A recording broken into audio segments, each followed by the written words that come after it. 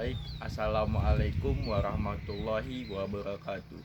Di sini saya Aldian Jari Huta Barat, mahasiswa Prodi Ilmu Politik Universitas Syahkuala, akan menganalisis sebuah konflik yang bernuansa kekerasan, yaitu konflik antara GAM atau Gerakan Aceh Merdeka dengan militer Republik Indonesia. Jadi teman-teman, di sini saya akan menganalisis atau membedah sepengetahuan saya dari permasalahan konflik GAM dengan pihak Republik Indonesia.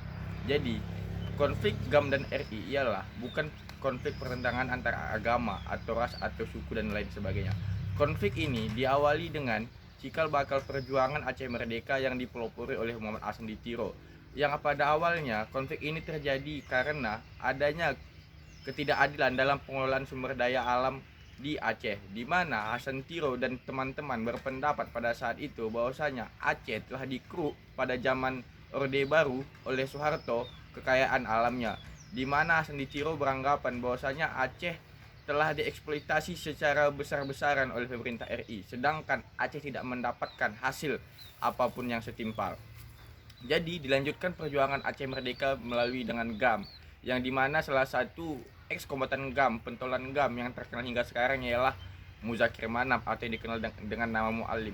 Dimana pada perjuangan GAM setelah didasari atas ketidakadilan dalam perekonomian, dilanjutkan perjuangan GAM hingga mencapai pada tahap memainkan isu-isu kemerdekaan, dimana GAM atas beberapa faktor-faktor lain sebagainya selain ekonomi menganggap bahwasanya bangsa Aceh berhak menentukan kemerdekaannya sendiri, bahwasanya bangsa Aceh berhak menentukan jalan daerahnya sendiri.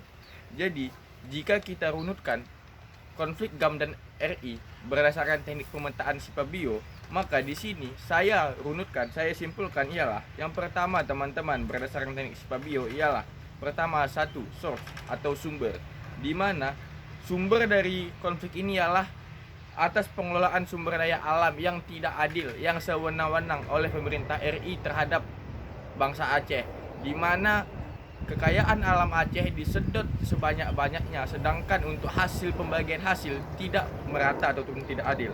Selanjutnya poin kedua yaitu isu, di mana isu yang dimainkan dalam konflik ini ialah pertama isu keadilan ekonomi, keadilan HAM, dan juga keadilan lainnya, serta sampai pada puncaknya isu yang dimainkan ialah kemerdekaan bangsa Aceh atau referendum.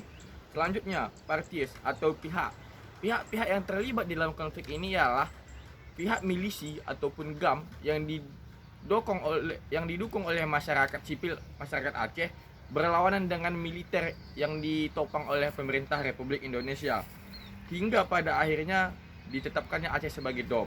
Selanjutnya attitude atau sikap ada dua sudut pandang, di mana sikap dari pihak GAM ialah atas perlakuan yang tidak adil dari pemerintah Indonesia. GAM bersikap menantang perlakuan tersebut dengan menurunkan kelompok-kelompok milisinya di daerah-daerah pegunungan Aceh.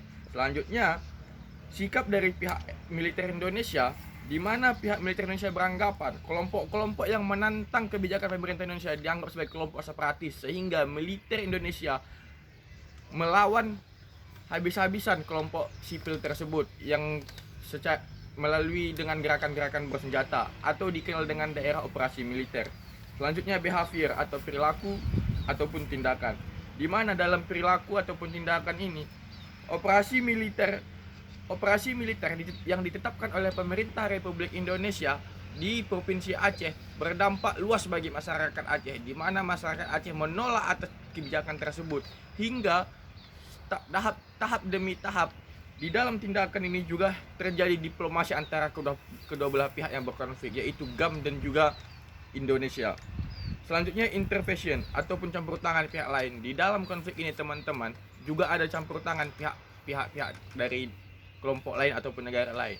Contohnya seperti adanya campur tangan dari pihak PBB, di mana PBB juga berencana atau berusaha mendamaikan kedua belah pihak yang berkonflik, dan juga ada negara-negara lainnya. Contoh nyatanya itu seperti Finlandia, di mana Finlandia turut aktif dalam membahas isu-isu konflik yang ada di GAM dan Republik Indonesia. Hingga pada akhirnya teknik terakhir dalam Sipabio yaitu outcome atau hasil akhir.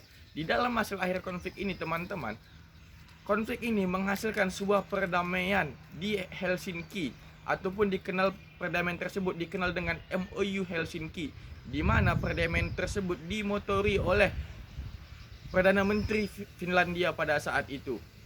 Dan juga di perdamaian ini juga terwujud dan berhasil atas inisiatif dari kedua belah pihak, di mana juga terkenal pada saat itu peran dari Yusuf Kala dari pihak Indonesia dan juga dari pihak GAM, di mana seperti pentolan-pentolan pada saat itu seperti Mahmud Al-Haitar, Zaini Abdullah dan lain sebagainya, di mana pada akhirnya teman-teman kedua belah pihak bersepakat berdamai untuk gencatan senjata, tidak lagi melanjutkan konflik. Dikarenakan juga pada saat perdamaian tersebut Indonesia telah dilanda tsunami yang begitu sangat dahsyatnya, di mana banyak rakyat Aceh meninggal, infrastruktur Aceh runtuh, sehingga Aceh dari pihak GAM beranggapan bahwasanya Aceh perlu rekonsiliasi atau perdamaian dengan Indonesia demi melanjutkan pembangunan yang ada di Aceh. Jadi teman-teman, kalau kita tarik garis besarnya bahwasanya perdamaian di Aceh ialah perdamaian yang diinginkan oleh semua pihak, dikarenakan berkonflik hanya dapat memunculkan korban-korban atau kerugian-kerugian baik secara material ataupun immaterial, di mana kita lihat dari konflik tersebut telah mengakibatkan banyaknya korban jiwa, banyaknya nyawa yang melayang, banyaknya darah yang tumpah, di mana dari konflik tersebut banyaknya infrastruktur yang hancur, pembangunan yang terhambat. Tentu hal tersebut sangat dirasakan atau dampaknya sangat dirasakan oleh masyarakat Aceh. Dari pihak Indonesia pula beranggapan bahwasanya dengan melalui rekonsiliasi atau perdamaian ini dapat melakukan percepatan sehingga pemerintah Indonesia lebih turun aktif dalam pembangunan di Indonesia, dikarenakan Aceh sebagai salah satu penopang kemerdekaan Republik Indonesia perlu perhatian khusus di dalam pembangunannya, baik dari sektor SDM, ekonomi, pengelolaan sumber daya alam, dan lain sebagainya. Jadi teman-teman, mungkin sekianlah video dari saya, mungkin sekianlah pembahasan dari saya. Mohon maaf apabila video ini terlihat sederhana, tapi saya ingin berpesan kepada teman-teman yang menontonnya. Saya harap dari kami berpesan bahwasanya konflik pasti menghasilkan sebuah pelajaran-pelajaran yang baik untuk kita semuanya. Kita sebagai generasi muda, mari menatap masa depan kita. Masa lalu menjadikan pembelajaran, mari kita tatap masa depan kita yang lebih baik. Mari kita sebagai generasi muda tidak boleh lupa dengan sejarah. Mungkin cukup sekianlah dari saya. Semoga video ini dapat memenuhi tugas mata kuliah saya studi kawasan konflik. Mohon maaf apabila ada kesalahan. Terima kasih atas perhatiannya. Wassalamualaikum warahmatullahi wabarakatuh.